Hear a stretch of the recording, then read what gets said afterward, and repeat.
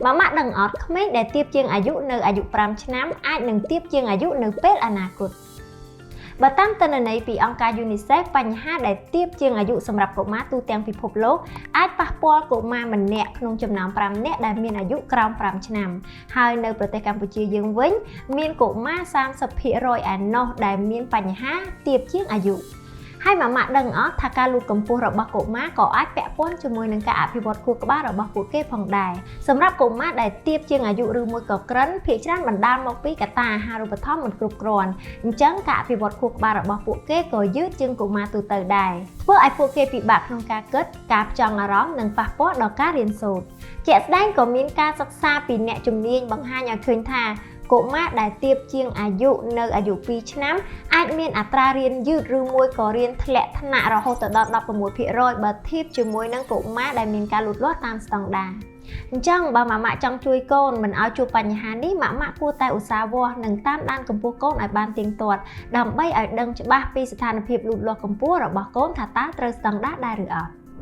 ដើម្បីគណនាការលូតលាស់របស់កូនងាយស្រួលម៉ាម៉ាអាចសាកជាមួយនឹង website មួយនេះដែលអ្នកគ្រូនឹងដាក់ក្នុង caption ខាងលើម៉ាម៉ាគ្រាន់តែចូលទៅក្នុង link ហើយបំពេញនៅពី 3 ជំហានដូចជាភេទថ្ងៃខែឆ្នាំកំណើតទម្ងន់និងកម្ពស់របស់ពួកគេនោះម៉ាម៉ានឹងបានទទួលនៅលទ្ធផលភ្លាមៗបញ្ជាក់អំពីការលូតលាស់ថាតើស្ថិតនៅក្នុងស្ថានភាពបែបណាហើយម៉ាម៉ាថែមទាំងអាចទទួលបាននៅការណែនាំពីអ្នកជំនាញអំពីលទ្ធផលទាំងនោះផងដែរឥឡូវនេះអ្នកគ្រូនឹងសាកល្បងតែម្ដងអញ្ចឹងឧទាហរណ៍ថាកូនរបស់ម៉ាម៉ាជាភេទប្រុសហើយកើតនៅក្នុងឆ្នាំ2023ខែ5អញ្ចឹងចុះហើយកម្ពស់បច្ចុប្បន្នរបស់គាត់នឹងគឺមានត្រឹមតែ70សង់ទីម៉ែត្រទេហើយគីឡូវិញមានត្រឹមតែ10គីឡូទេអញ្ចឹងយើងសាកមកទទួលយកការវិភាគមើលថាតើបែបណាអញ្ចឹងឃើញថាកម្ពស់បច្ចុប្បន្នរបស់កូនអ្នកនឹងទាបជាងស្តង់ដារ WHO អញ្ចឹងឃើញថាវានឹងបង្ហាញថាជាទូទៅគួរតែមានកម្ពស់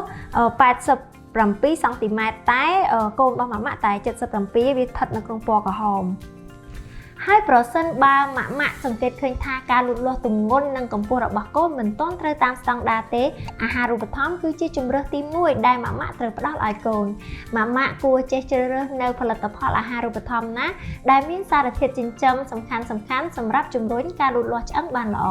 មានដូចជាសារធាតុអាជីនីនដែលជួយឲ្យឆ្អឹងលូតលាស់វែងវីតាមីន K2 ដែលជួយឲ្យឆ្អឹងលូតលាស់រឹងមាំនិងសារធាតុសំខាន់មួយទៀតដែលជួយទៅដល់ការបឺតស្រូបសារធាតុចិញ្ចឹមដែលកូនញ៉ាំបានល្អគឺ mini peptide